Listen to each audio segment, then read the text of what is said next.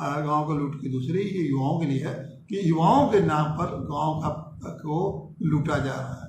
युवाओं के लिए जो योजनाएं हैं उन योजनाओं का लाभ क्या युवाओं को मिल रहा है? 65% देश की आबादी की जो है वो 18 साल से 35 साल की है। मतलब इस समय दुनिया में सबसे ज्यादा युवा भारत में है।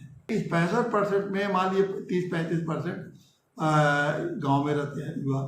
आज युवाओं को जब आप जान रहे हैं कि युवाओं को नौकरी आप नहीं दे सकते हैं, तो युवाओं को तरक्की कराने का एक ही मात्र तरीका तो यही बनता है कि इन तमाम योजनाओं का लाभ देके उन्हें किसी तरह से उनके अंदर आर्थिक संपन्नता लगाएं, उनमें आत्मनिर्भरता पैदा करें और उनके आत्मनिर्भरता के साथ साथ उनके अंदर ये ऐसी क्षमता हो कि अपने तो आत्मनिर्भर बने भी और 2-4 लोगों को और भी आत्मनिर्भर बनाने की क्षमता हो।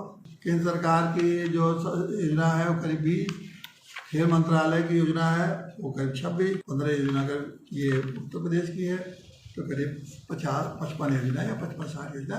जो भी हमारे भाई, हमारे साथी, हमारे मित्र ये सुन रहे होंगे वो जरा पूछिए तो कि गांव में भाई इन योजनाओं का लाभ किसको मिल रहा है? 1, 2, 4, 5 किसी को इन योजनाओं का लाभ मिल रहा है कि नहीं मिल रहा है? 25 योजनाओं का तो लाभ मिलना चाहिए कि नहीं मिल रहा है? अगर 25 का लाभ नहीं मिल रहा है तो इसका ये मतलब क्या है? क्या अनुमान निकालेंगे?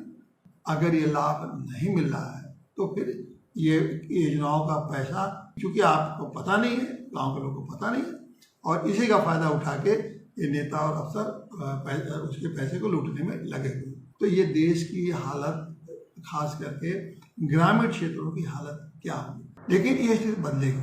आप देखिए, मैं कहता हूँ कि गांव सरकार ही बदल सकती है और कोई तरीका नहीं, कोई तरीका आप खोज लीजिए, सोच लीजिए। गांव सरकार आएगी, एक एक योजना की एक एक फाइल होगी, एक ही योजनाएं आपके सामने होगी, किस योजना का लाभ है, कौन सी योजना का लाभ गाँव में किसको मिल सकता है। दिन रात आपके आंखों के सामने योजना होगी।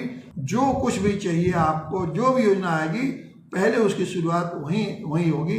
ये राज्य सरकार और केंद्र सरकार की जिम्मेदारी होगी कि हर योजना का पूरा व्यवस्था गाँव में वो करें।